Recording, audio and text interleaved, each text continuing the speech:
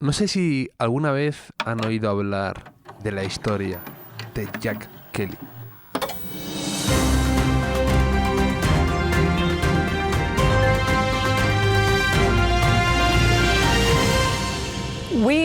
We actually are going to go to USA Today Live now. Lauren Ashburn is with Jack Kelly, who is an expert on Osama bin Laden. And Lauren, well, Jack Kelly was also in Israel, in Jerusalem, when the suicide bomber. The suicide bomber went to the pizza parlor, right? Jack, what can you tell us? What are intelligence sources saying? Is this Osama bin Laden? Jack Kelly fue un prestigioso periodista del USA Today. Sus crónicas como enviado especial se hicieron rápidamente populares. Le mandaban a Cuba, a Chechenia, a Afganistán, a Jordania o a Israel y siempre conseguía volver con una historia fascinante, con una aventura subyugante, con un testimonio inaudito. Estuvo nominado 5 veces al premio Pulitzer, siendo finalista en el año 2002. Era una cara recurrente en la CNN, participaba en discursos, talleres y clases, y se le admiraba por su valentía y olfato a la hora de encontrar buenas historias. Jack Kelly presenció de primera mano un atentado suicida en una pizzería en Jerusalén, convivió con balseros cubanos que intentaban llegar a Miami y terminaron siendo engullidos por el mar, estuvo detenido por varias dictaduras, arrastró a un soldado herido del Ejército de Liberación de Kosovo durante varios días por las montañas de Macedonia, o persiguió a Bin Laden por la frontera entre Afganistán y Pakistán. Era un ídolo en la redacción, el chico de oro, un ejemplo para futuros periodistas. Un día llega un soplo al USA Today. Lo de Jack Kelly es todo mentira. Y deciden iniciar una discreta investigación dentro del propio periódico, como de asuntos internos.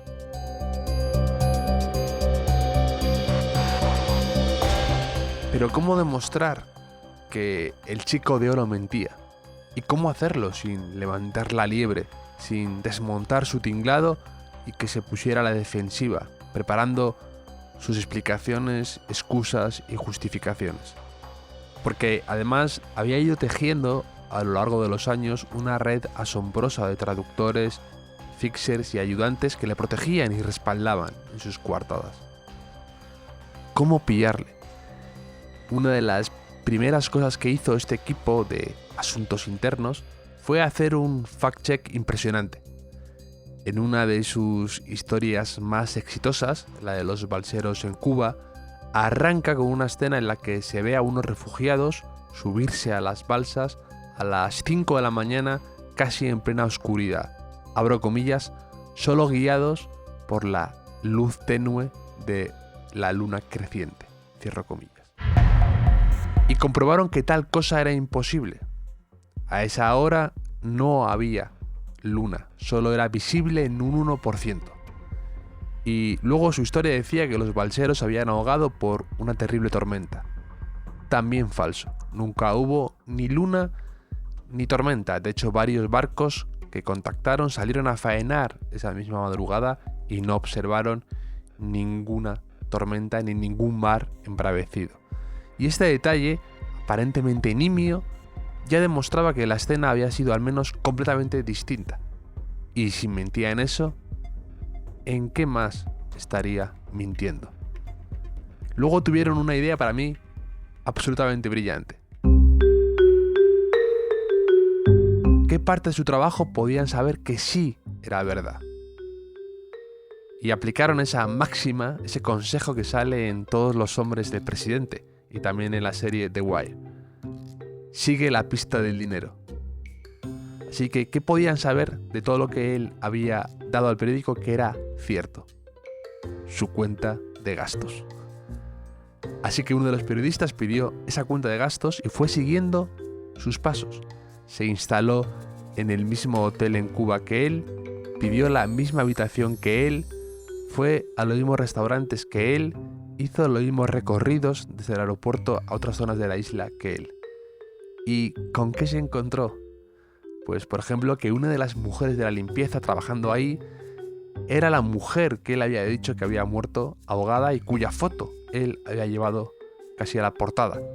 Era como Keyser Söze en Sospechosos Habituales, cuando el policía va descubriendo que toda la historia que ha ido contando en su declaración la había ido montando sobre la marcha con los elementos que tenía a su alrededor. Y así todos los nombres de los protagonistas, los detalles, eran los trabajadores de ese hotel, o paisajes que se veían desde la habitación del hotel, o nombres de bares cerca del hotel. Y así fue como se desmontó el mito de Jack Kelly. Despidieron a mucha gente, tuvieron que pedir disculpas públicamente y desapareció de la faz de la tierra. Jack Kelly, USA Today, thanks very much for being with us. Thank you.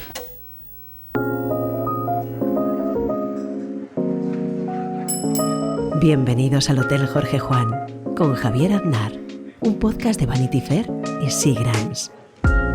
Mi invitada de hoy sí que sabe cuál es la diferencia sagrada e inquebrantable entre ficción y no ficción. El abismo que separa una cosa de la otra. Leila Guerriero ha escrito y ha hablado en muchas ocasiones sobre todo esto. Si la pregunta es cuál es el límite entre el periodismo y la ficción, la respuesta es simple: no inventar. Y este es un contrato tácito que debería respetarse. Claro que poner un adjetivo bien puesto no es hacer ficción. Hacer una descripción eficaz no es hacer ficción. Utilizar el lenguaje para lograr climas y suspenso no es hacer ficción. Eso se llama, desde siempre, escribir bien. Si se confunde escribir bien con hacer ficción, estamos perdidos. Si se confunde ejercer una mirada con hacer ficción, estamos perdidos. Y si le decimos a los lectores que, en ocasiones, es lícito agregar un personaje aquí y exagerar un tiroteo allá, también estamos perdidos. Porque la respuesta a esa pregunta, ¿por qué no se aclaran esos agregados? ¿Por qué no se aclara que un texto es de ficción? No puede ser una respuesta inocente. Con Leila Guerriero, un ejemplo de periodismo honesto, vamos a hablar de todo esto, del oficio de escribir y de su libro Frutos extraños, que sale estos días con la editorial Alfaguara. Se trata de una edición revisada y ampliada de un clásico suyo que reúne ya casi 20 años de crónicas, perfiles, clases, reflexiones y charlas sobre periodismo. Una mujer capaz de asesinar a 3 amigas poniéndoles cianuro en tazas de té, un gigante argentino algo déspota y tiránico que no pudo triunfar en la NBA, un cardiólogo que hace de doble de Freddie Mercury, magos, limpiabotas, empresarios, intelectuales o antropólogos forenses van desfilando por las páginas de este fascinante libro. Porque como cree Leila, no hay nada más sexy, feroz, desopilante, ambiguo, tétrico o hermoso que la realidad. Vamos a tomarnos un Seagrams tónica y vamos a dar paso a nuestra conversación con Leila.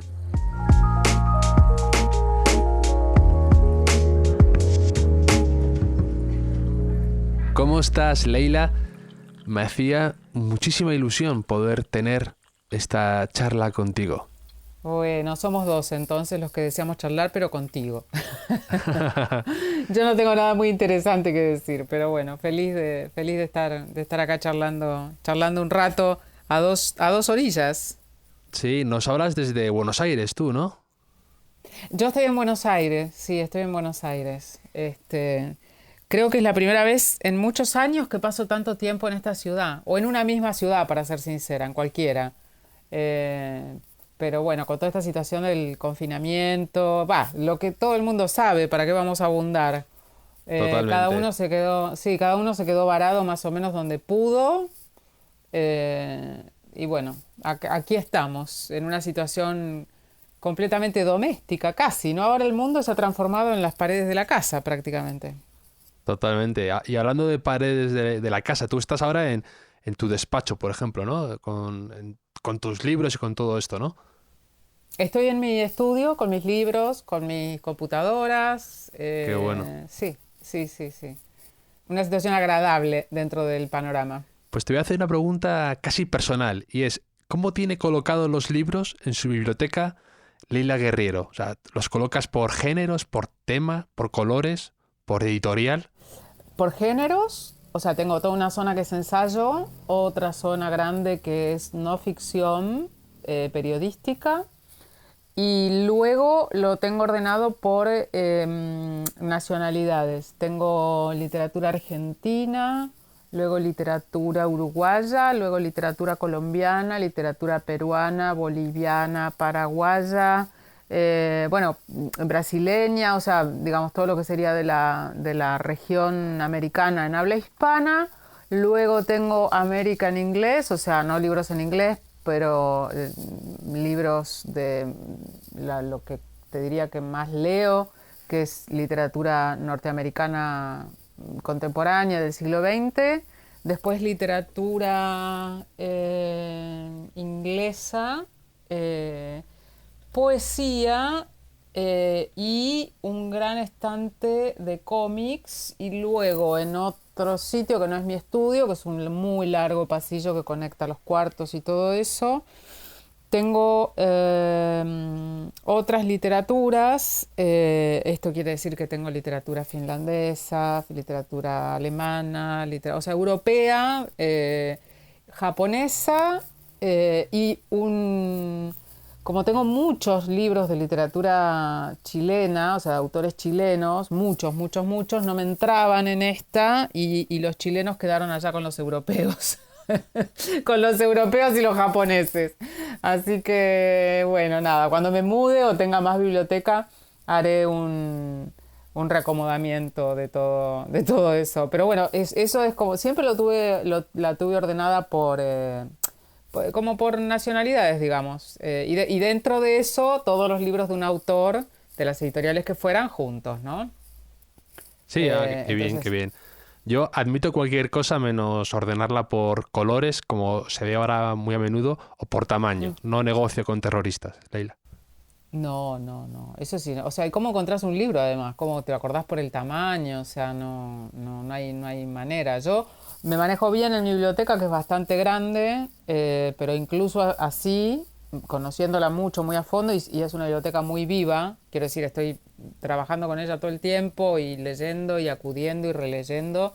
Me cuesta a veces recordar dónde pongo algún libro. El otro día, por ejemplo, estaba buscando El adversario de Emmanuel Carrère y fui directo a el estante de Carrère en literatura francesa y no lo encontré, y me bajó la presión porque es un libro que además no sé, no es tan fácil de conseguir ahora, y dije, no, momento, este libro yo lo tengo, tiene que estar, y dije, debe estar en no ficción periodística, porque es un libro de no ficción.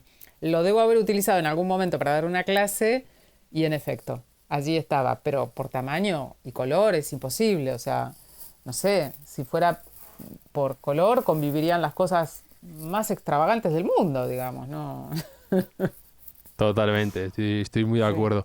Y que, hablando de esto, por ejemplo, ¿qué te ha parecido esta polémica que se ha visto últimamente con el tema de Carrère, de su último libro, el de yoga, ¿no? Que por lo visto ha habido una polémica, no sé si te has enterado algo o no.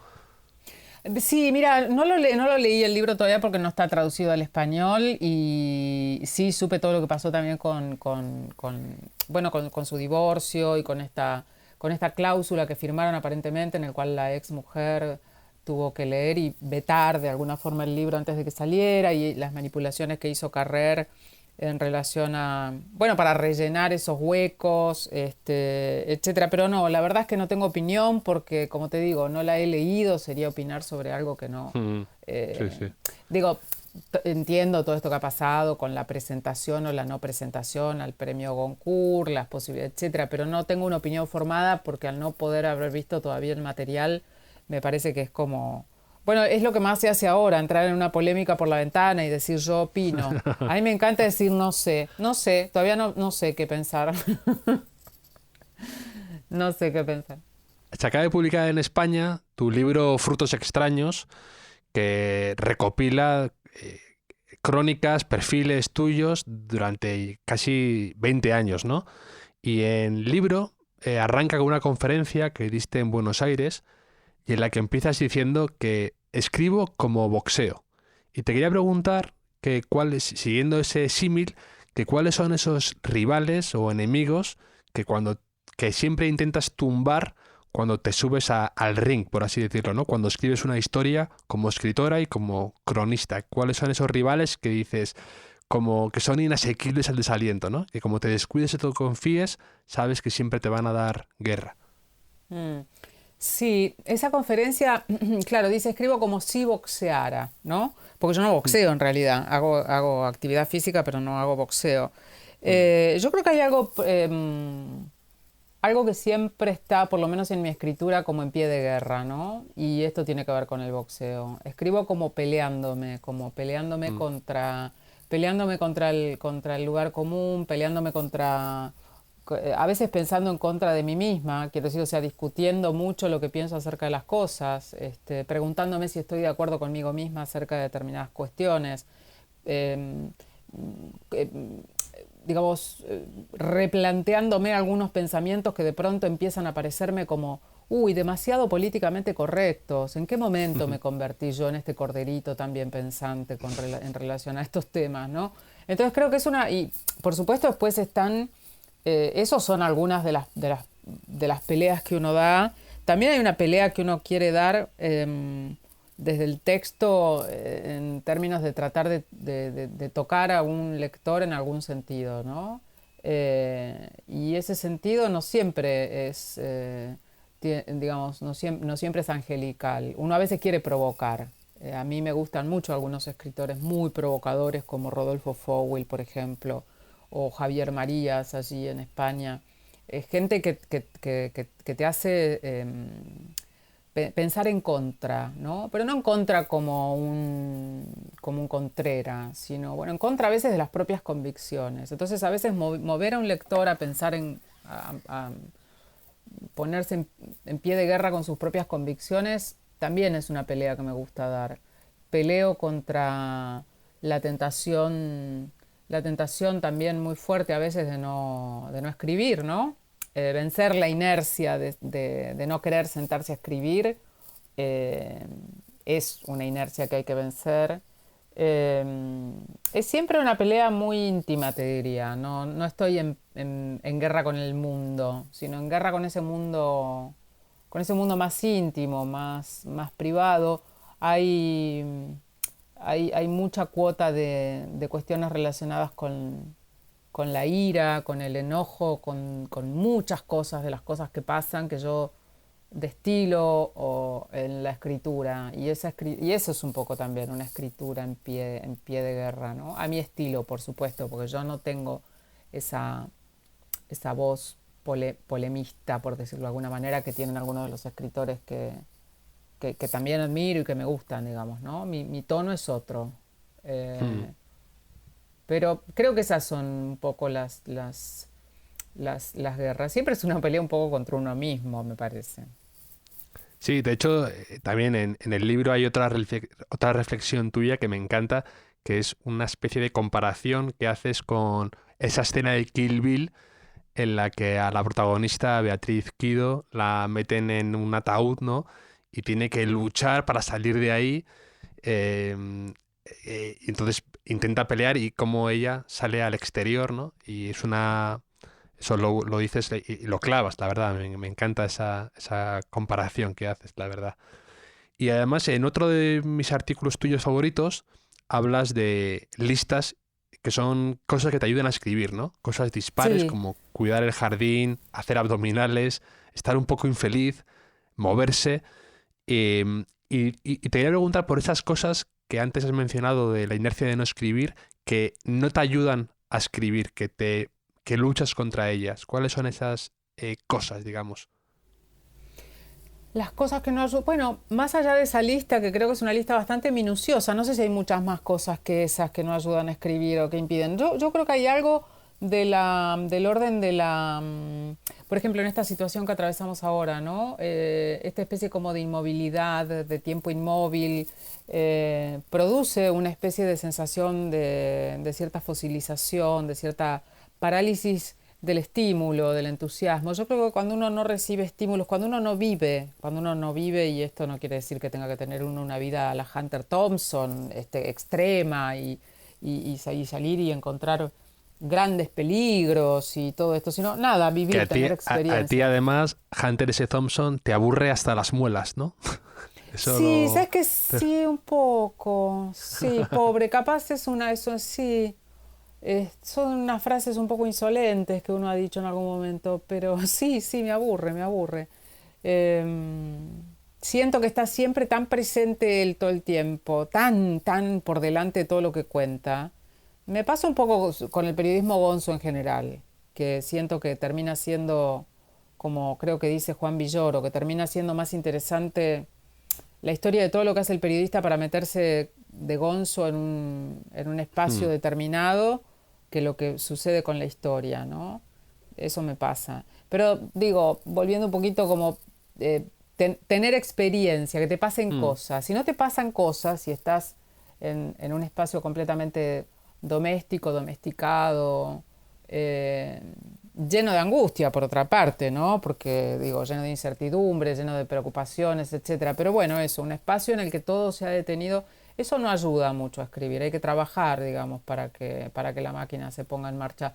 A mí me pasa algo con la cuestión de la inmovilidad, ¿no? Permanecer inmóvil, a mí no digo que no pueda escribir, porque yo siempre puedo escribir, ¿no? Obviamente, no está uno todo el tiempo escribiendo cosas qué sé yo, que tengan la misma calidad. Me imagino que hay momentos más mesetarios y otros más encendidos. Pero en general la inmovilidad, la falta de movimiento, la falta de experiencia que eso implica, me complica la escritura mucho. Ni hablar otras cosas más banales, qué sé yo. No puedo escribir si la casa está llena de gente, no puedo escribir si hay, no sé, si hay gente, qué sé yo, conversando en la habitación contigua o cantando en la calle. Digo, el ruido no es algo que a mí cuando el afuera está complicado, mi mundo interno se complica también. Entonces, Entonces, tú en cafés, en cafeterías, en sitios así, no te gusta, por ejemplo, escribir tanto, ¿no? Prefieres la tranquilidad de tu estudio, por así decirlo. sí, sí, no puedo, porque además siempre que escribo, mira, incluso las columnas que escribo en El País, son columnas que a veces implican digo columnas porque son textos más cortos y de pronto quizás la gente piensa que uno hace entrevistas o reporteo o consulta libros y todo eso simplemente cuando escribe textos más largos, crónicas, artículos largos. Y la verdad es que yo, incluso para escribir textos cortos, a veces tengo que hacer 2 o 3 entrevistas, desgrabar algunas cosas, o sea, transcribir, consultar libros, navegar rápidamente en la web para buscar tal o cual información, y todo eso me complicaría mucho. Pero además el ambiente, me sentiría muy expuesta, muy desnuda en un bar. No logro meterme en una cápsula. Te diría que incluso me cuesta leer en un bar. Se me va la mirada hacia allá, hacia acá, me pongo a escuchar la conversación en la mesa ajena. No es un momento yo necesito como concentración, ensimismamiento, y eso no lo logro nunca en espacios públicos. Sí puedo tomar notas, sí puedo estar en un bar y que de pronto algo me resulte muy inspirador para escribir algo y tomo una nota. Pero y después voy a mi casa y me encierro y la desarrollo ahí. Eso lo decía Amy Holmes, decía que ella le gustaba a lo mejor estar en un hotel y que decía que le bastaba levantar la cabeza para ya encontrarse y distraerse y meterse en la vida de otro, ¿no? Y que tomaba notas así, me gusta mucho. Sí, viste, cuando uno es columnista también está como todo el tiempo con el radar encendido, pensando qué cosa puede transformarse en una columna, porque siempre está un poco esa espada de Damocles de, uy, no se me va a ocurrir nada. Entonces uno va haciendo, viste, como un trabajo de cazador-recolector, ¿no? Claro, vas recogiendo durante el verano para cuando llegue la sequía del invierno. Entonces, bueno, y uno está en ese modo un poco todo el tiempo, viendo. En Frutos Extraños hay crónicas y perfiles que eso abarcan casi 20 años, ¿no? Y te quería preguntar cómo te llevas con la Leila del pasado. Y la verdad es que en tu favor te diré que mientras lo leía, porque he estado aquí 2 semanas confinado por el COVID, yo con tu libro mano a mano, que leía las crónicas y tenía que volver para saber de qué época eran, porque no se nota de verdad una diferencia de un año a otro, de una época a otra. Pero te quería preguntar tú, releyéndote o viéndote, cómo te llevas y si te cuesta leerte a ti a la Leila del pasado. Mm, bueno, primero que nada, gracias porque lo que acabas de decir es un gran elogio, esa cosa que no se note la diferencia. No, porque digo, más allá de que uno cambia el estilo con el tiempo, son crónicas que, como vos dijiste, están hechas a lo largo de muchos años y uno aspira siempre a sentir que, bueno, que cuanto más tiempo pasa, no sé, la prosa como que va decantando, va madurando, ¿no? Se va transformando en algo quizás, qué sé yo, más no sé, más complejo, más sofisticado. Entonces, bueno, digo, que crónicas muy viejitas no te parezcan el producto de una cabeza muy adolescente, me parece que es todo un elogio. No, yo me llevo bien, tengo mucho respeto por todos mis momentos laborales, muchísimo respeto. Me parece que eso por un lado. Por otro lado, sí me resulta muy pesado leerme a mí misma, pero me resulta pesado, aunque hayan sido crónicas publicadas muy poco tiempo antes. Te diría que me aburre un poco, ¿no? O sea, lo tengo que hacer como un trabajo y es un trabajo que me cuesta un poco, me abruma, no porque me vaya. En general, cuando me leo no toco absolutamente nada, no. En el libro las crónicas están prácticamente como se publicaron, más allá de que tuvo un primer editor ese libro, que es un gran amigo, Camilo Jiménez.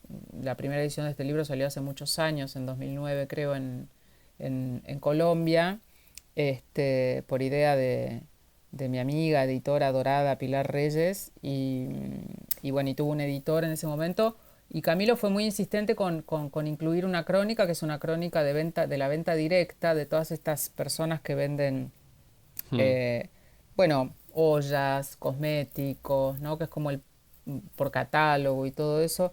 Y yo al principio no estaba muy convencida, después la verdad es que la releí y me acuerdo que sentí una gran, va a sonar horrible, pero una especie como de admiración retrospectiva por mí misma, por haber sido tan sabueso, por haber ido hasta el último confín a rastrear la última historia de la última señora que vendía Mary Kay y que logró ganarse un auto rosa y que qué sé yo. Me reconozco mucho en ese afán de sabueso, de tenerle paciencia a una historia, de estar meses con algo, de tratar de verla desde todos los ángulos posibles, y también con el estilo. En algunas cositas no, digamos, yo siento que ahora tengo un estilo mucho más, en general, más austero, menos, no sé, menos barroco, etcétera. Pero creo que las crónicas que están recogidas en Frutos Extraños son crónicas en las que me reconozco con una voz propia completamente. Pienso muchas de las cosas que están en los textos, en esas secciones que se llaman, bueno, discusiones, por ejemplo, son cosas que yo sigo pensando y las seguiría diciendo de esa manera levantisca y insolente y casi agresiva, te diría. Entonces me reconozco y me llevo bien con todo eso. Pero te repito, son textos que están escogidos para una antología. No sé si toda la producción de esos años me gusta por igual. Creo que no. Pero bueno, para eso están las antologías también, ¿no? Si todos los textos fueran antologables, sería una... Sí. No sé, uno sería una especie de, no sé, de genio, sería una persona más insoportable. Pero yo creo que es clave lo que dices, que cuando te relees en el pasado, observes ciertos pecados de juventud inevitables, pero que son que te molestan ahora por el paso del tiempo, pero no ver esos pecados mortales, ¿no? Pues esos fallos o esas cuestiones que ahora serían imperdonables. Y yo creo que eso es lo que haces muy bien aquí en el libro. Y hablando de esas reflexiones que tienes, que comentas como insolentes, y hay, de verdad, hay algunas conferencias y clases aquí de periodismo magníficas. Hay una que me encanta que dices, hablando de las mentiras del periodismo, ¿no? Y dices, más que una mentira, es un estado de las cosas, ¿no? Y hablas, ¿por qué quienes escribimos crónicas elegimos casi exclusivamente las que tienen como protagonistas a niños con moscas en los ojos y despreciamos las que tienen un final feliz o las que involucran a mundos de clases más altas? Porque hay un cierto prestigio en la miseria, ¿no? Las historias amables no consiguen premios, dices. Y creo que eso es una verdad dolorosa o dura, pero inapelable. Sí, mira, eso lo escribí hace muchos años que vengo diciendo lo mismo y sigo creyendo que tenemos una gran deuda con otra clase de historias, con historias incluso te diría, no sé, relacionadas con cuestiones del mundo de la ciencia, del mundo de la música clásica, con el tema de la salud mental, por ejemplo. O sea, no hay no está repleto de grandes crónicas acerca de esas cosas, el universo, por lo menos hispanoamericano. Por un lado, me parece que es muy loable que los periodistas y los fotógrafos estemos mirando siempre hacia los márgenes, ¿no? De la miseria, de la pobreza, de la carencia, de lo precario. Digo, es un mundo súper desigual y me parece que es muy noble estar mirando, porque si no, digo, no mira nadie a esos lugares, ¿no? El poder no mira a esos lugares. Pero justamente ese otro poder, que es el que no mira esos lugares, es un espacio en el cual estamos poco habituados a meter las narices como cronistas.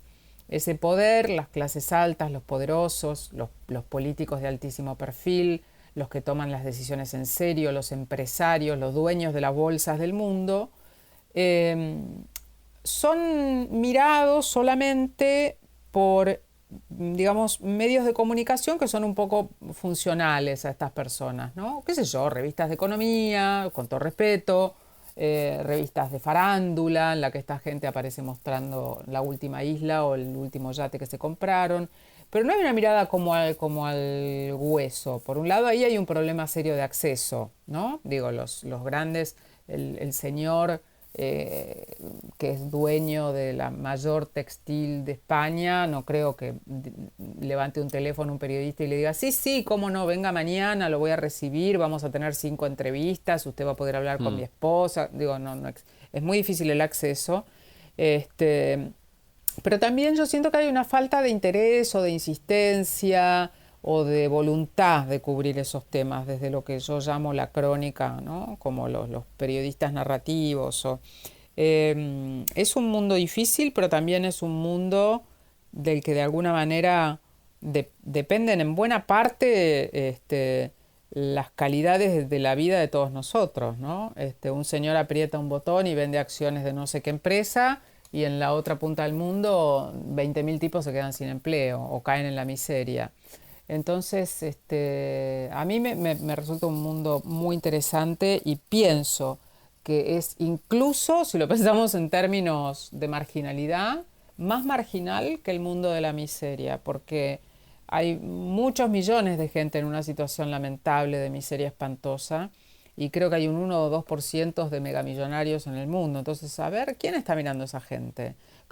Mirando no para controlar, mirando para comprender cómo son esas cabezas que toman esas decisiones que después nos terminan afectando a todos nosotros, los dueños de los bancos. Claro, el problema es que esos tipos o tipas no hablan, pero en algún momento deberíamos empezar a golpear sus puertas, ¿no? A mirar esos mundos también. Creo que también las crónicas estas que vos mencionás, los grandes premios de periodismo,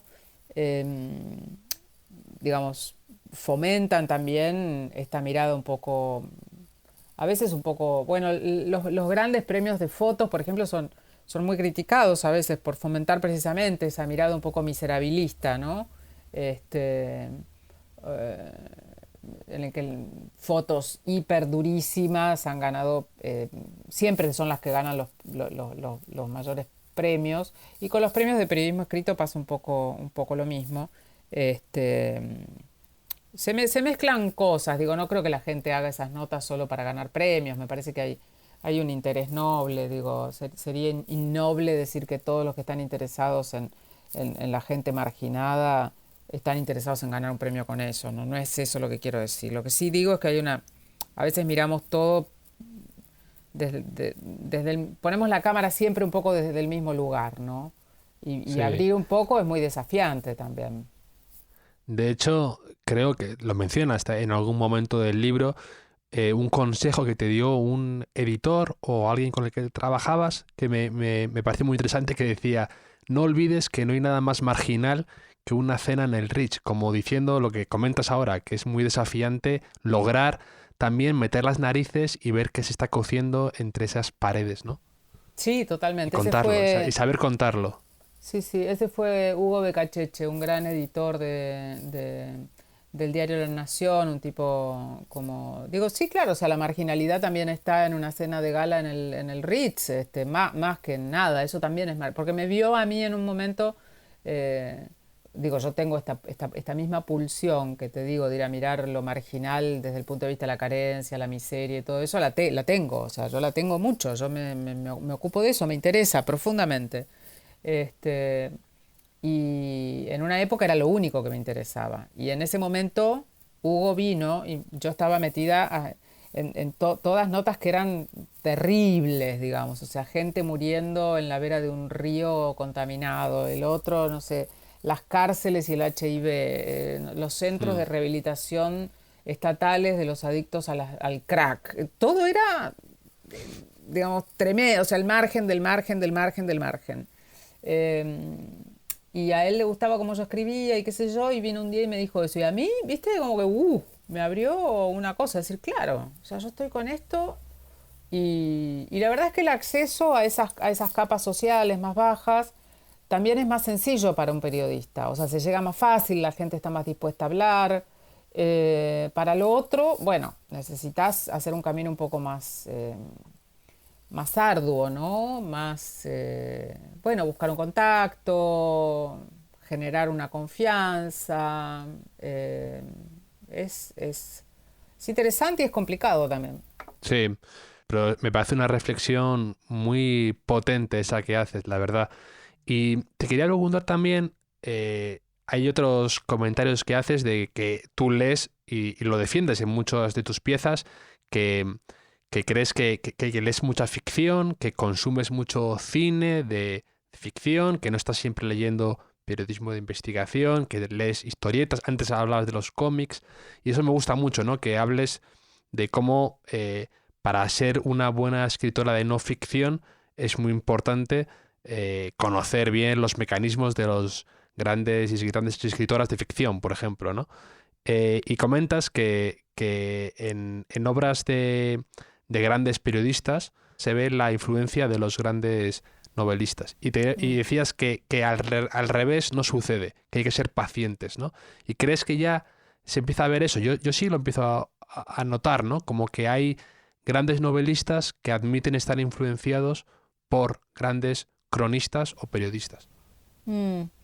Sí, claro, lo que yo decía al terminar esa pequeña charla fue algo así como tiempos vendrán, ¿no? En lo que va a pasar lo contrario, solo hay que darle tiempo.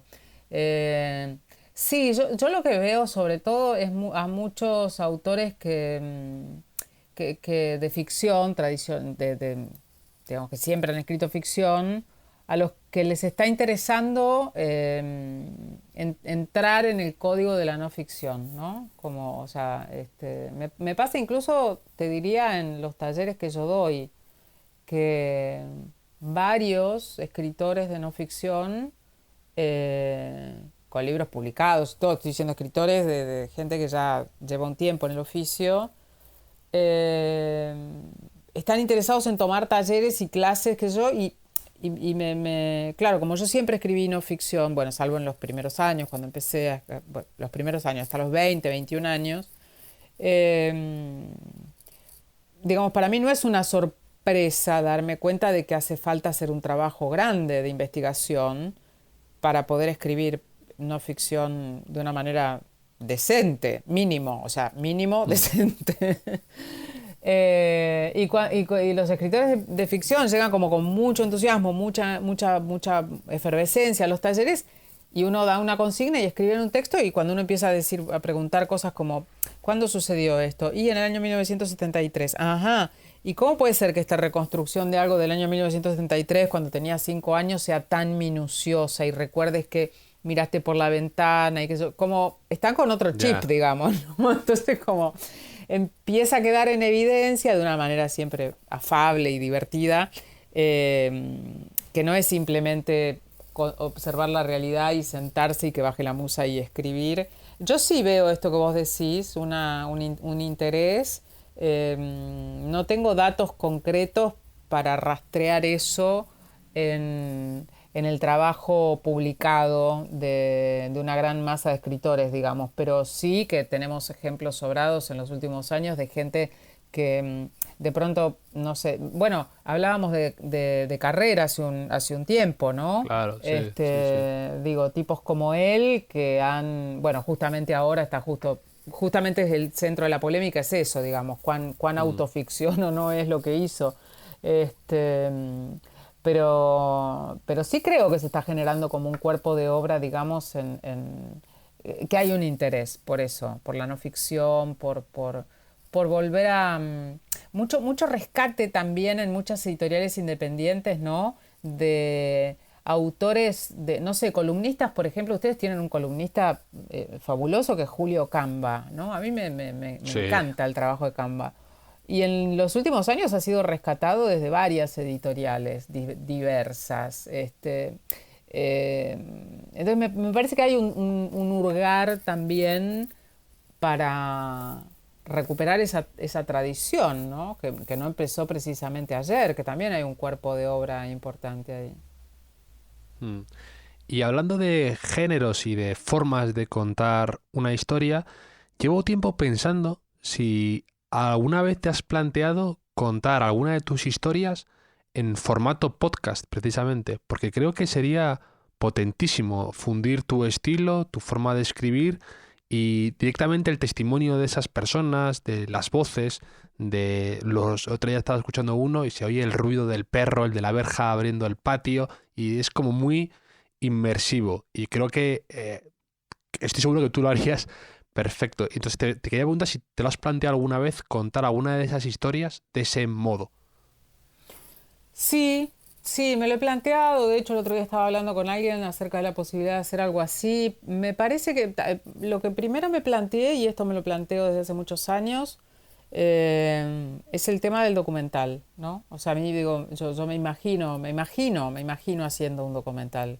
Me imagino de hecho dirigiéndolo, me imagino de hecho editándolo, o sea, me imagino como, te digo esto y sé también que tendría que aprender muchísimas cosas, pero siento que escribir una crónica no es tan distinto, o sea, el trabajo de reporteo que uno hace cuando hace crónica no es distinto del trabajo que hace un documentalista cuando sale a cazar imágenes y testimonios. El proceso de escritura es un proceso que yo imagino muy parecido a la narración audio. Me puedo imaginar, yo cuando tengo una dimensión muy audiovisual de la crónica, entonces yo de hecho la armo montando escenas casi, o sea, como acá corto, acá recorto, acá pego esto con esto, acá va a aparecer una voz en off, acá. Entonces eso fue como lo primero hace muchos años. Y lo del podcast, bueno, ahora están como muy potentes, y tuve como varias qué sé yo, propuestas y todo eso. Creo que lo único que me impide hacerlo en términos concretos, digamos, es como arrojarse y decir, bueno, hago este espacio de tiempo en mi vida y lo dedico a esto un poco, a ver qué pasa. Pero sí, por supuesto, son maneras narrativas que me interesaría mucho explorar, aunque explorar, no sé si me dedicaría, digo, para mí escribir es, pero esa es una forma de escribir también, o sea, cuando vos decidís, Totalmente. Sí, sí. ¿no? Como acá poner este testimonio, luego... pero hay una diferencia grande, y es otro de los puntos que a mí me mantiene un poco no tan arrojada a los brazos de estos dos géneros de una manera tan apasionada, y que tiene que ver con que la escritura es un trabajo de profunda soledad. Yo soy como además muy solitaria en todo, pero también en términos del trabajo. Yo no trabajo con ningún asistente, yo no hago que nadie llame a nadie para pedir una entrevista, yo decido a mis entrevistados, yo hablo con ellos, yo les pido yo manejo mi agenda, yo voy, yo vuelvo, yo transcribo mis propias grabaciones, las transcribo todas, las imprimo, las leo después, o sea, es todo un trabajo como muy, ¿cómo decirlo?, como solitario y artesanal. Trabajar haciendo un podcast o trabajar narrando un documental implica un trabajo de equipo grande, no es, viste, yo con mi no sé, a lo mejor existe la manera de hacerlo, yo no la conozco, no domino las técnicas de edición, etcétera, etcétera. Y esa parte yo igual soy buena trabajando en equipo, me parece, o sea, me manejo bien, he conducido equipos grandes de trabajo y creo que siempre ha sido súper grato.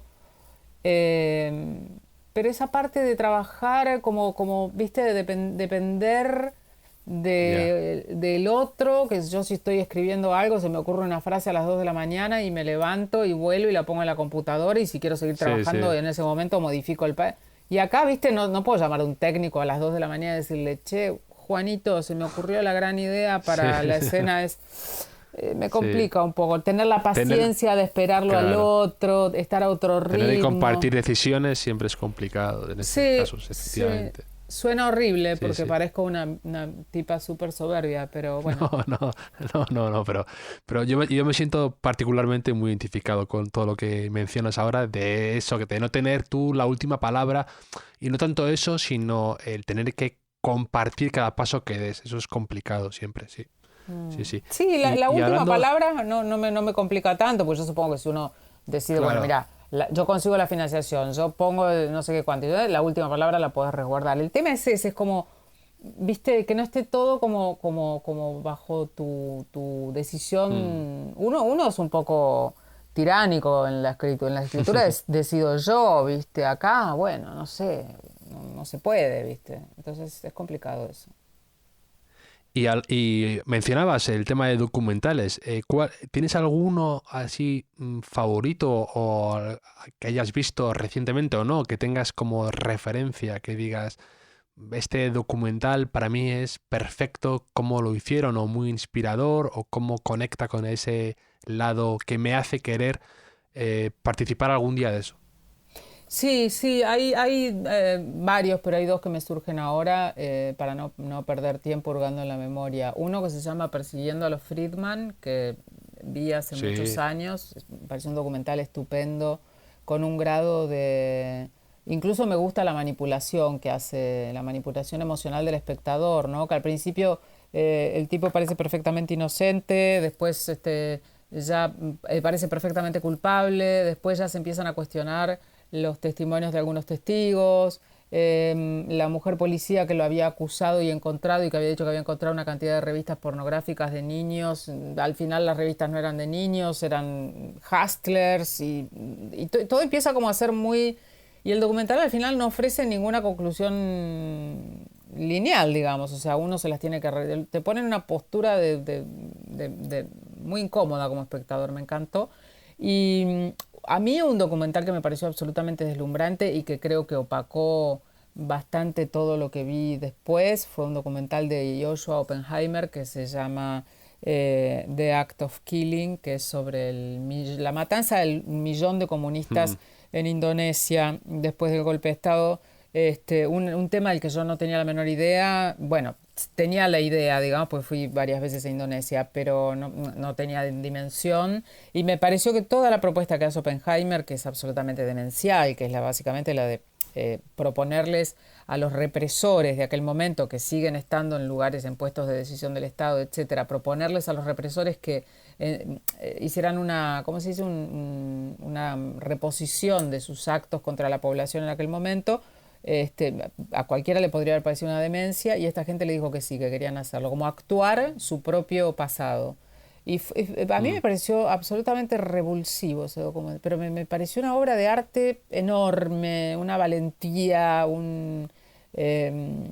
porque desde qué lugar narras eso, ¿no? Estás narrando unos seres siniestros que torturaron gente, que mataron gente, que incendiaron casas, que violaron, y los estás haciendo volver a ese lugar, enfrentarse con la población civil que todavía tiene fresca la situación.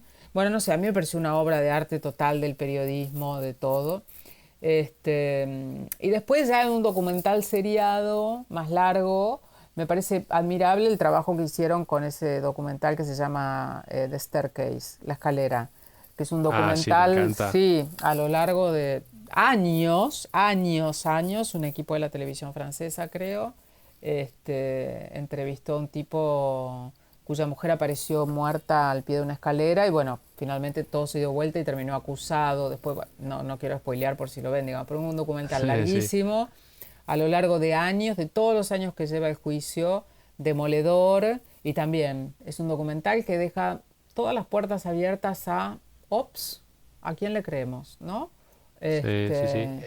Además fue pionero, ¿no? De esta época del true crime, como se dice, que fue de los primeros que se hizo de ese estilo y para mí de los mejores, ese documental estandarte, ¿no? Y todo el material que graban y todo el trabajo que hacen los abogados de defensa, es impecable, impresionante el material que ofrecen. Además, digo, imagínate la confianza que tienen que haber tenido los abogados defensores, o sea, digo, el respeto que deben haber tenido por los documentalistas, al punto tal de permitirles grabar las sesiones de discusión con su defendido, en la cual se estaba planteando la estrategia de defensa. Digo, tenés que tener realmente un capital de confianza gigantesco como documentalista, como periodista. O sea, por lo menos mínimo saber que eso se va a publicar después de que el juicio haya salido. O sea, porque si no, es vender en bandeja tu estrategia de defensa ante los que acusa. O sea, a mí me pareció, uno mira esos documentales también y con una especie de deformación profesional, que es que uno se va imaginando todo lo que tuvieron que hacer para conseguir ese acceso, ¿no? Absolutamente. Que estás pensando cómo habrán llegado a ese acceso, qué habrán firmado, ¿no? Para hasta dónde puedo llegar, o cómo habrán sido luego las discusiones de qué dejo fuera, o si las hubo siquiera, ¿no? Sí. O editaron y montaron tal cual. Sí, es fascinante todo eso, viéndolo desde el punto de vista de la mentalidad de un periodista, ¿no? Uh-huh. Sí.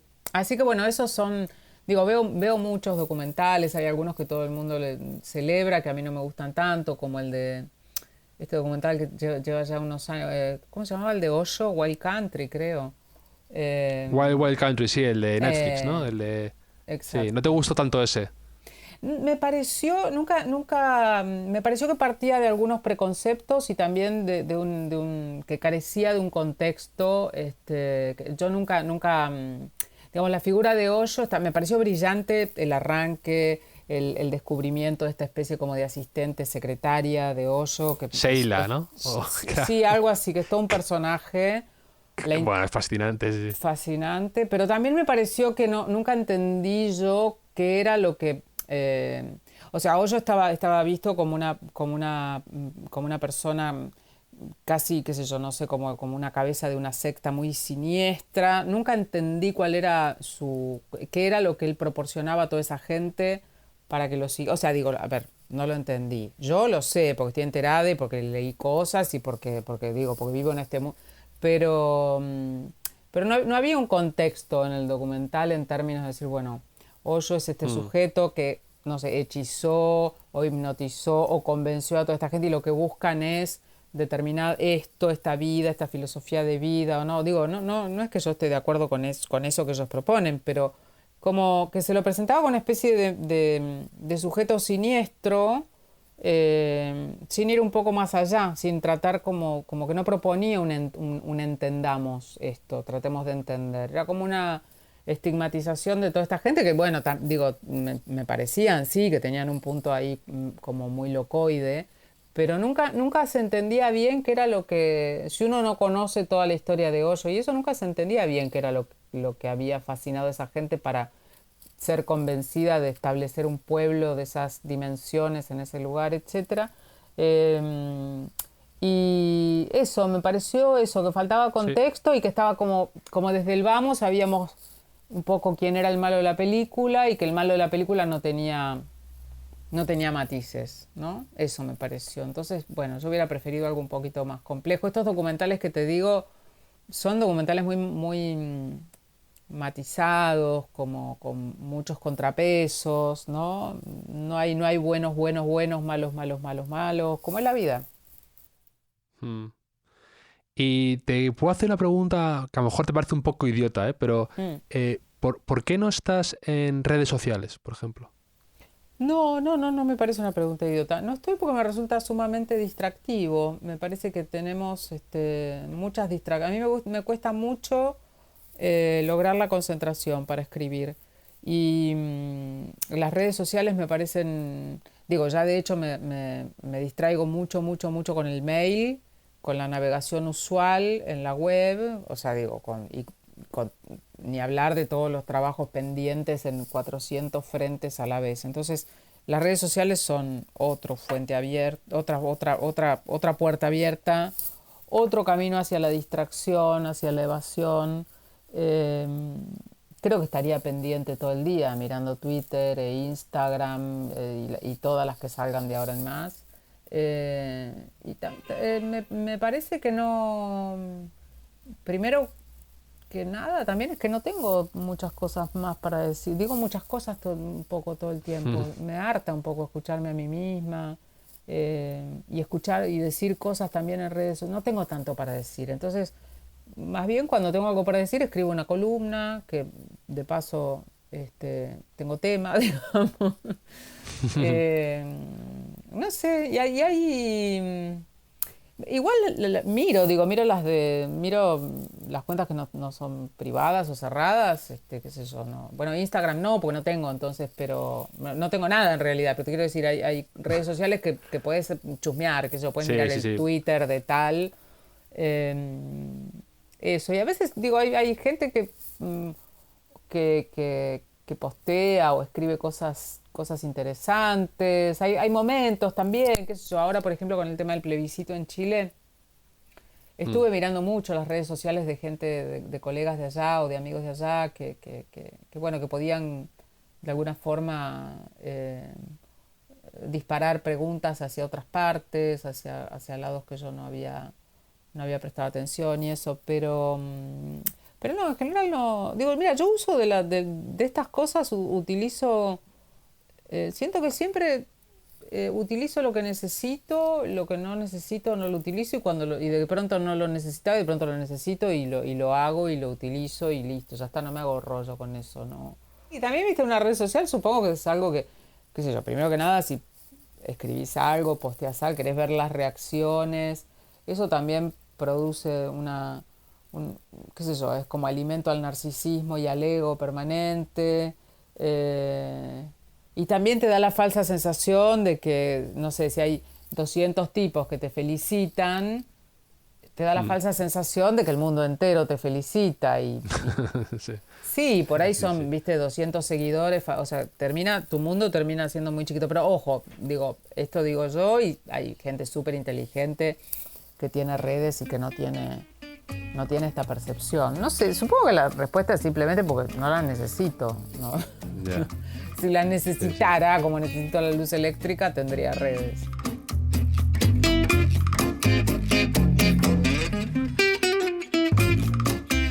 Una pausa con Leila Guerriero para ponernos un nuevo Sigrams Tónica con el que aclararnos la garganta y poder seguir nuestra agradable conversación. Muchos me habéis escrito esta semana proponiéndome posibles invitados y conversaciones para el hotel, y la verdad es que estoy encantado y pronto seguro que encontráis alguna sorpresa relacionada con todo esto. Ya sabéis que podéis acudir a las notas del podcast para ver todas las referencias de documentales, libros o artículos que vamos mencionando a lo largo de la charla con Leila. Y ahora seguimos hablando con ella. Hasta ahora. Aquí tenemos una pequeña tradición ya que es el cuestionario Proust. Si te parece, te voy a lanzar estas pequeñas preguntas y tú me respondes como buenamente puedas. ¿Te parece? Dale, sí. No soy buena repentista, pero lo intentaré. ¿Cuál es tu idea de felicidad perfecta? Mi idea de felicidad perfecta. Felicidad perfecta. Oh, mi idea de felicidad. No sé, creo que la calma mental sería. Hay un texto tuyo que mencionas, que me encanta también, que hablas de que para ti la felicidad, ¿no? Es como esa pausa de Sísifo, ¿no? Cuando sube hasta arriba y tiene un momento como para reflexionar, que leyendo a Camus lo hayas visto, ¿no? Sí, tal cual. Sí, no sé, la ausencia de no la ausencia de preocupaciones, no, pero eso como la serenidad, ¿no? Como una calma, eso. Y después con eso puedes hacer lo que sea, donde sea, o sea, digo, eso puede ser en una isla del Océano Índico o en el barrio donde vivas. Me parece que es eso, cierta placidez. Un viaje para una historia que escribieras que te resultara particularmente inolvidable. Un viaje, o sea, como a qué sitio iría. Sí, no, un viaje que tú para alguna de las historias que has escrito, que has viajado por muchos lugares, ese viaje que para ti te resultara inolvidable porque la historia salió muy bien, porque el sitio te fascinó, porque encontraste a gente y perfiles interesantísimos, un viaje de todos los que has hecho como reportera que se quede contigo de algún modo. Ya. Sí, O varios.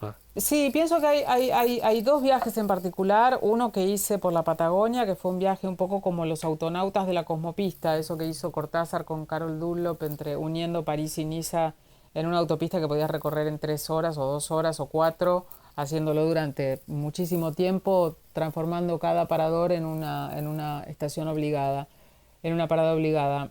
Fue un viaje que hice desde la costa de la provincia de Chubut hacia la Patagonia, hacia la cordillera de los Andes de esa misma provincia. Y la consigna era contar, era para una revista colombiana, y en Colombia, como nosotros decimos, bueno, no sé, se fue a la Cochinchina, ¿no? Como para decir algo que queda muy lejos, allá, para nombrar algo que queda muy lejos, dicen que queda en la Patagonia, ¿no? Como allá lejos. Y entonces lo que querían era que yo contara un poco ese confín. Y yo decidí hacer en auto una ruta que va desde la costa, en unos pueblos galeses muy lindos, y la ciudad de Trelew hasta el interior, perderme. Y hacer un poco eso es una ruta que se puede hacer en muy pocas horas, pero atraviesa un páramo, que es el desierto de la Patagonia, y yo me impuse parar en lugares, en todos los lugares en los que pudiera, y los lugares se llamaban Cajón de Ginebra Grande, Cajón de Ginebra Chico, Pampa de Agnia, Punta de Indio, qué sé yo, era todo muy desolador. Y en cada pueblito me metí y hablaba con la gente, iba un poco, o sea, había hecho mucha producción previa, pero iba un poco también a lo que me llevaba el devenir, ¿no? Eso fue súper, súper grato, muy, muy entristecedor también, o triste por lo menos, porque era... eso, la respuesta a la que yo encontraba a por qué se habían ido a vivir allí estas personas era, bueno, es que acá es muy tranquilo. Y yo me preguntaba, digo, ¿qué torturas tendrán estas almas para venir a necesitar tanta tranquilidad, ¿no? Y claro, no, en realidad, si sos un alma torturada no podés vivir ahí. Otro viaje que me interesó mucho fue un viaje que hice sola a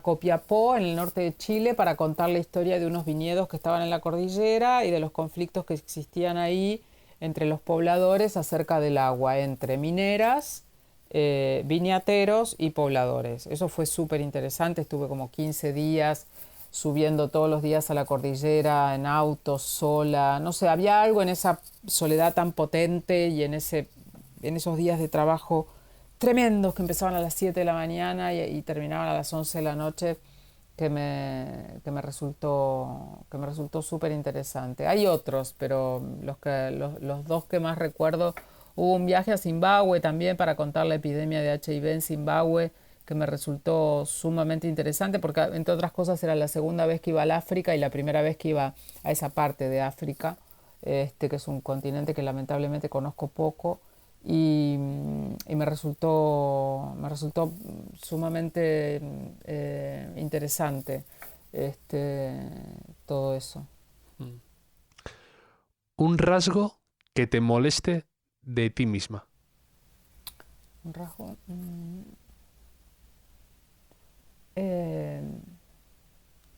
cierta... La imposibilidad de cesar, de quedarme quieta, eso. ¿Y un rasgo que te moleste de los demás? La altanería matona, la gente que cree que tienen a la... Que el mundo debe pensar como ellos y rendirles pleitesía. Eso sí, la altanería, con todo lo que eso implica, ¿no? Sí. Sí. ¿Tienes rutinas escribiendo? Sí, diría que sí. Digamos, cuando escribo, la rutina es básicamente encerrarme y escribir desde la mañana hasta la noche. Esa es mi rutina. Es muy simple, como ves, pero también complicada porque, bueno, es una vida de interrupciones permanentes, con mucho contacto con cosas que interrumpen, qué sé yo, no sé, ¿no? O sea, son gratas todas, pero también funcionan como... Entonces, cuando escribo, bueno, trato de suspender todos los compromisos y de concentrarme solamente en eso, en la escritura.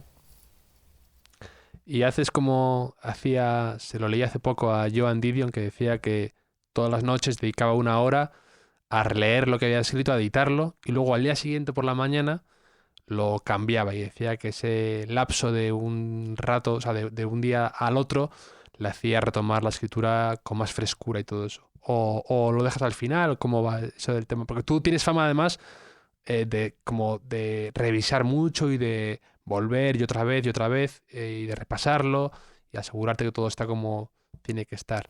No, sí, hago muchas versiones de los textos. Generalmente, digo, para lograr una primera versión yo me demoro 2 o 3 días y a partir de ahí empieza el proceso de escritura que me resulta más interesante o menos agobiante, digamos, que es como corregir, editar, sacar, poner, etcétera.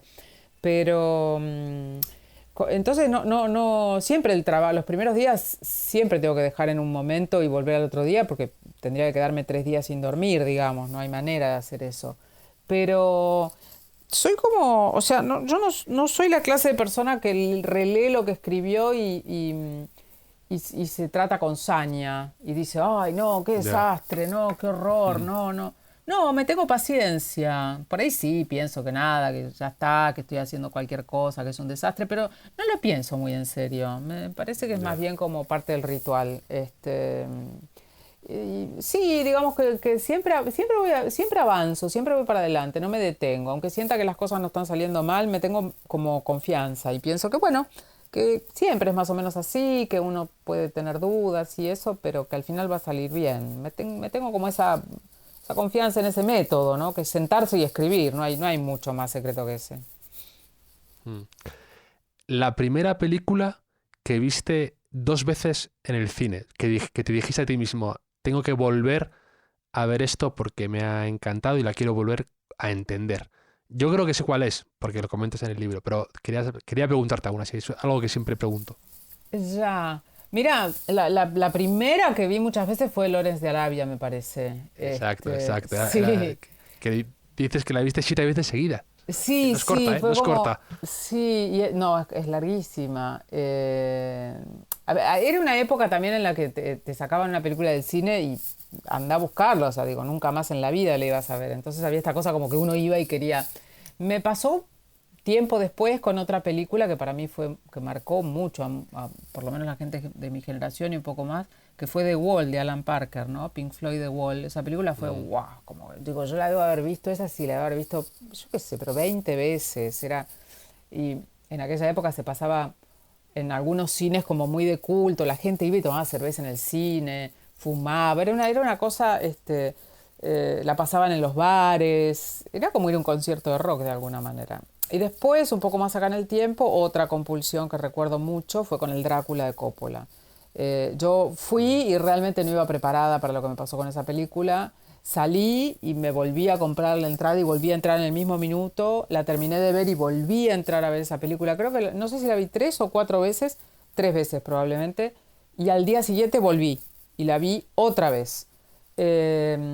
Recuerdo como esa sensación de no poder salir de ahí. O sea, realmente haber entrado a un lugar y estar completamente captada. Me parecía tan novedosa la manera en la que había enfocado Coppola la figura del vampiro, la relación, no sé, todo me pareció una cosa en la que yo necesitaba mirar mucho eso, necesitaba mucho y era muy impresionante como cada vez que la veía me seguía emocionando en las mismas partes.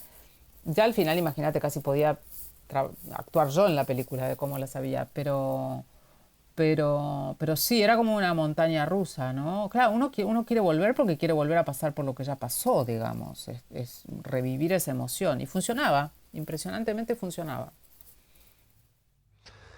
Yo me acuerdo de Lawrence de Arabia, que le pregunté, me acuerdo cuando era adolescente a mi padre, que no es nada cinéfilo, y le pregunté, "Oye, ¿qué te pareció Lawrence de Arabia?" Me dijo una crítica demoledora como nunca he oído, que me dijo, demasiada arena. Se quedó Muy callado. bueno. Sí, me encanta. Me encanta. Bueno, tenía Pues para mí, razón tu padre. em, te quería preguntar también, ¿qué te ha enseñado el tango y qué te ha enseñado el malambo? Que son dos bailes que tú has visto y has aprendido, y que también en el libro mencionas que tu madre se metía contigo por aprender tango, ¿no? Porque lo consideraba como algo de viejos, ¿no? Sí. Y como, ¿qué te ha aprendido, o sea, qué te ha enseñado a ti estos bailes en tu escritura o en tu forma de ver la vida? No sé si tanto. El tango para mí fue descubrir. Ojo, yo no podría decir que bailo tango, hace muchos años que no bailo. De hecho, dejé de bailar porque, o sea, durante los años que bailé empecé a tomar clases compulsivamente. Yo iba 4, 5, 6 veces por semana a tomar clases y después a la noche iba a bailar el tango. Y así y todo, digo que siempre fui una bailarina muy pudorosa y muy mala, supongo. No sé, el meterme en las milongas de Buenos Aires fue para mí descubrir un mundo impresionante de códigos incluso, eh, bueno, sí, códigos como de otras épocas, esta cosa como de no acercarse a sacar a bailar a una mujer, sino cabecearla desde lejos para que si la mujer rechaza pueda rechazar tranquila, mirando hacia otro lado y el varón no se ve humillado. Digo, una cantidad de cosas muy impresionantes. Para mí, te diría desde el punto de vista periodístico, más que nada, fue muy interesante ver que todo eso que uno veía en los espectáculos Forexport y todo eso tenía una faceta en Buenos Aires que estaba muy viva, por la que circulaban muchas personas jóvenes, sobre todo empezó a ser un mundo que se llenó de bailarines contemporáneos que querían aprender a bailar el tango porque es una cosa hiper complicada, difícil, etcétera. Y eso me resultó interesante, ¿no? Como un mundo sumergido que, que, que yo no estaba viendo. Pero me resulta un mundo bastante ajeno también. Me encantó durante sobre todo la crisis de 2001-2002. Yo estaba ahí justo en uno de los años que estaba bailando intensamente. Y, y ir a la milonga en ese momento implicaba meterte en un mundo en el que en la milonga no puedes hablar de política. La milonga es el lugar donde se baila el tango, ¿no? No puedes hablar de política. Está medio como mal visto estar hablando de política y de problemas. Es como un mundo que funciona a otro nivel. Y para mí era muy grato poder ir ahí y tener un lugar como de cierta pertenencia y encontrarme siempre con la misma gente, qué sé yo. Pero también me sonaba un poquito negador, digamos, ¿no? Esto de que, bueno, se meten ahí, nada de lo que se está derrumbando afuera existe, que la Argentina en esos años pasó una crisis social atroz, con unos grados de desempleo enormes, tuvimos, no sé, 40.000 presidentes en una semana, fue una cosa espantosa, mucha gente muerta también. Y me parecía un poquito negador, un poquito como, están acá bailando y el mundo se cae. Y me interesaba ver esa negación, ¿no? Que era parte de la sociedad. Y Y el malambo, bueno, es un baile que yo ahora disfruto de ver, pero que por supuesto no se me ocurriría en la vida intentar ejercerlo con mi cuerpo. Y creo que una vez... Me parece que el baile en general para mí es una cosa muy ajena. Yo no me siento identificada como una persona que baila o que... me interesa mucho los bailarines, me interesa ver la relación que tienen con su cuerpo. En el malambo también se mueven unas ideas ahí relacionadas, son ideas que yo siempre discuto profundamente, que tienen que ver con la patria, con lo nacional, ideas que cuestiono permanentemente, ¿no? Pero otra vez, puntualmente lo que me interesó ahí fue también una mirada periodística sobre un universo que era el Festival de Malambo de Laborde, que era un festival muy poco conocido, en el que sin embargo se jugaban unos sueños de dimensiones jurásicas, ¿no? De los bailarines que iban ahí a competir. Y eso, digamos, pero no sé si eso en particular me ha enseñado algún rasgo, por supuesto, puede haber quedado, pero en relación, así fuertemente, en relación a la escritura, como simbólicamente, metafóricamente, en los bailes en sí, no, las cosas que hace la gente en esos lugares donde se baila malambo, se baila tango, probablemente sí tengan más resonancia. Claro.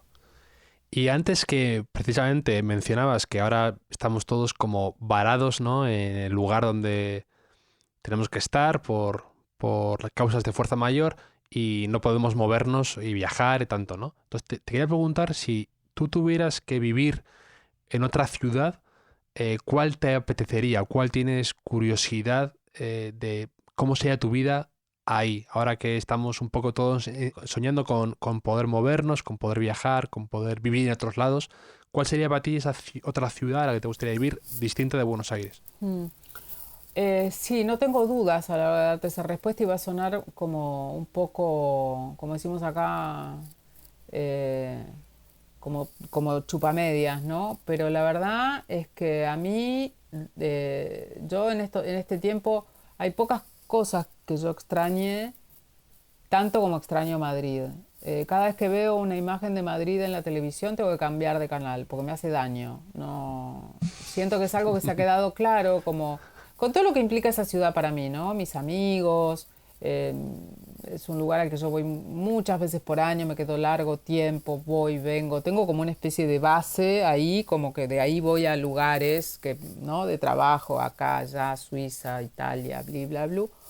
Y la siento muy propia, por supuesto que si fuera a vivir allí la relación sería muy otra con la ciudad, ¿no? No soy tan inocente, tan cándida como para pensar que todo sería maravilloso y fácil, pero sí, yo creo que sí, me encantaría tener una experiencia allí o una vida allí o no sé qué, sí, yo extraño mucho. La conozco bien, entonces a veces veo que los cronistas salen desde alguna esquina que reconozco. Además se paran, viste, en lugares que son como nada. Van a Sol, van al Callao, o sea, van a la Gran Vía. Entonces son lugares que, bueno, sí, son como muy reconocidos, pero uno tiene una historia en esos lugares también, que no es una historia turística, es una historia de haber casi vivido ahí. Entonces, bueno, sí, me siento un poco lejos y extraño mucho y creo que me gustaría estar ahí, pasar un tiempo. ¿Y qué sitios son los que siempre vas cuando llegas a Madrid o que te gusta volver ahí a sitios, rincones o lo que sea, o lugares? No, mira, es como digo, yo disfruto mucho como de toda la geografía. De pronto, qué sé yo, no sé, hay lugares donde te digo, bueno, es una tienda donde siempre voy a mirar porque tienen cuchillos que me gustan.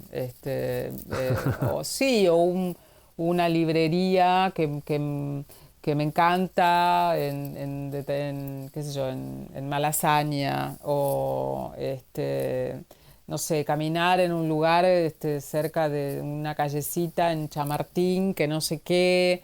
Sí. O Lavapiés, o bueno, qué sé yo, Lavapiés y La Latina, ahí tenés, a mí me encantan, me gustan mucho. Hay una tienda de dátiles que, bueno, no solo venden dátiles, venden un montón de cosas ricas, digamos, pero son los dátiles más ricos del universo en La Latina. Y nada, me gusta Voy a como... investigar cuáles son. Sí. Voy a investigar cuál es la tienda de los dátiles. Me ha entrado de repente muchísimo. Hay una palabra en Santander que usamos, sinfio, ¿no? Sinfio es como ganas de comer algo. Pues tengo sinfio de dátiles de repente. Ok, son unos dátiles jumbo, ¿viste? Como los langostinos jumbo, estos son dátiles jumbo. Sí. Pero Y riquísimos. voy a incorporar en mi léxico desde ya lo de chupamedias. Me ha encantado. Sí, es Voy a como empezar a usarlo sobón, ¿viste? Sí, como claro. halagüeño mal, así como para halagüeño estratega, ¿no? Tipo, te lo digo para caer bien, es horrible.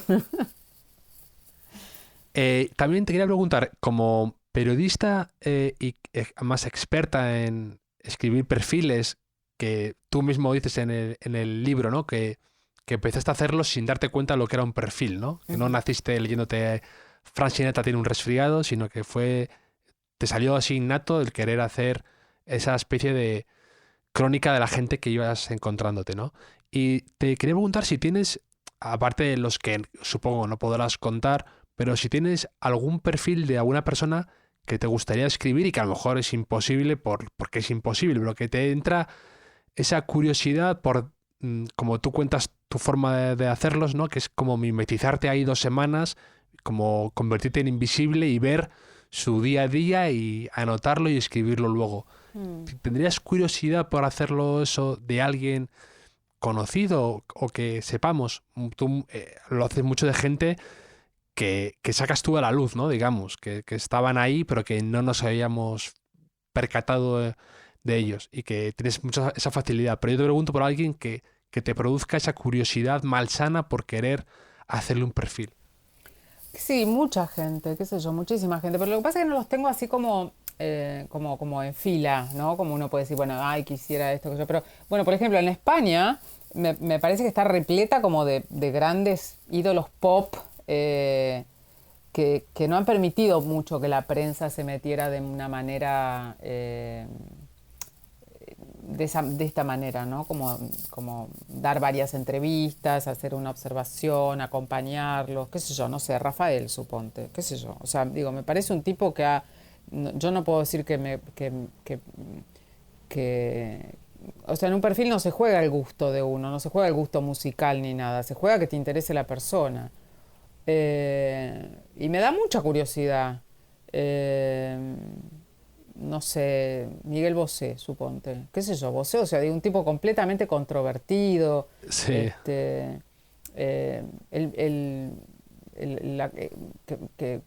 Digo, gran actor en esta película que hizo con Almodóvar, un tipo que es la banda de sonido de muchas cosas, o sea, digo, tipo complejo, ¿no? Como muy complejo. Me interesan mucho y también, qué sé yo, de aquí de la región.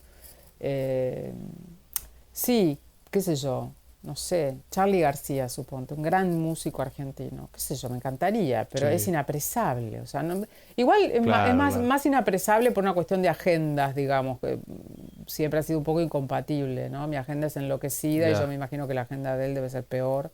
Entonces como que digo, son esas gentes que puedo decir, bueno, ni pruebo, porque si me dice que sí, voy a tener que suspender mi vida para ponerme a su Sí. ritmo, pero sí, por supuesto. Grandes empresarios, qué sé yo, acá ponele, no sé, a mí me interesa mucho un empresario argentino que se llama Paolo Roca, que es un hombre, no sé, dueño de Techint, una de las grandes empresas multinacionales. Me interesa, pero enormemente. Ahora, nada, Ya. no llegaría ni a la secretaria, creo yo. Y para acabar, te quería preguntar por un libro que te guste regalar a gente que o empieza con periodismo o que es un amigo que te gusta que tengan ese concreto libro, ese libro que has regalado muchas veces en tu vida. Un libro que haya regalado muchas veces. Uy, no sé si tengo un libro a repetición, no. No, porque me parece que regalar siempre el mismo libro o regalar muchas veces el mismo libro sería como imponerle suponer que todo el mundo le gusta leer Sí. lo mismo. Yo cada vez que le regalo un libro siempre pienso a ver qué es lo que... Es personalizado, ¿no? Sí, un poco. No te podría decir eso.